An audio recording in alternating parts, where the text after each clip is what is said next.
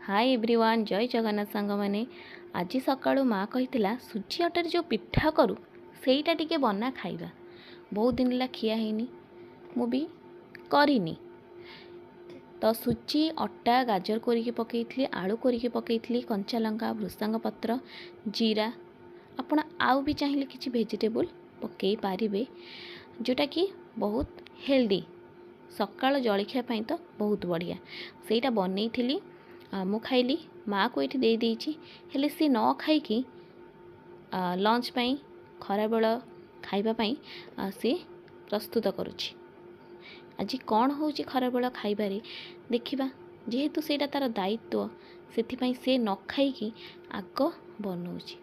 सतेरे माँ सबुबले ता दायित्व निभेबारे ही रेडी थाए। एठी माँ बनै देइछि झुडंग छुई आलू भजा आउ कोबी आलू, कोबी कटा होगी थोड़ा से कोबी आलू कषा नुहे कि तरकारी भी नुहे, जुगजुगिया भातरी भी खाई हम। एमती नॉर्मली डाली नहेले भी हम, किंतु डाली होइछि, कोबी आलू कषा होइछि, जुगजुगिया होइछि, भी झुडंग छुई आलू भजा होइछि। जेहेतु नॉनभेज बारी तो आइंस टिके निहाती दरकार, नई चली था। अंडाटा अच्छी जेहेतु आमलेट तो निश्चिंत करने को पड़ो, नहेले भात जीवनी।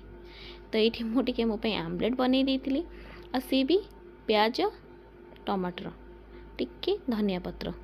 एबे तो धनिया पत्रर मास, जेकोसी आइटम कर धनिया पत्रटा पकेले से तार टेस्ट को द्विगुण कर दौची।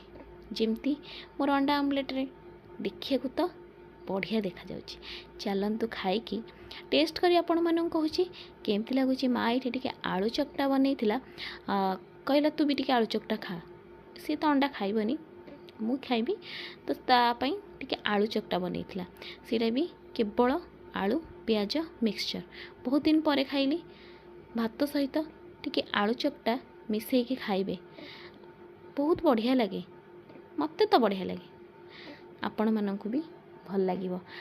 तो आजिर भिडियोटी जदि आपण माननकु भल लागिछि ताले देखिकी लाइक करिवे, शेयर करिवे, आउ सब्सक्राइब भी करिवे। रहुछि, जय जगन्नाथ।